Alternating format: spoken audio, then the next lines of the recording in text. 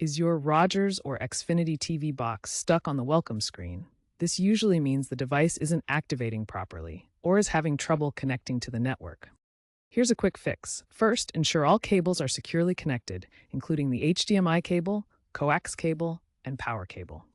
Next, perform a power cycle. Unplug the box from the power outlet for 60 seconds, then plug it back in and wait 5 to 10 minutes for it to reboot. This often resolves temporary glitches. If that doesn't work, try a system refresh using your remote. Navigate to Settings and select Restart or System Refresh. These steps solve most common issues, getting you back to your favorite shows quickly. For Rogers users, these steps apply to Ignite TV boxes as well. If the basic fixes don't work, the problem might be more complex. For Xfinity users, use the Xfinity Stream app on your phone or tablet to try activating the device through the app. This often bypasses set-top box issues. Rogers Ignite TV users can use the Rogers app similarly.